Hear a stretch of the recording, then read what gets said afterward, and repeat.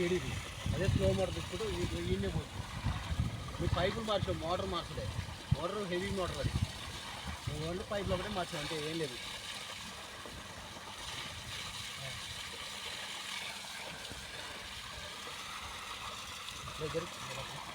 ఇంకా జరగదు.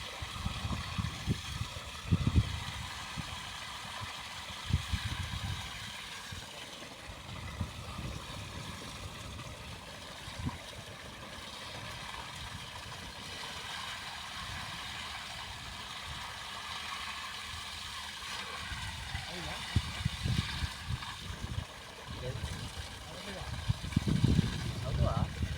మొయ్యి ఇంకా అయిపోయింది అప్పుడే.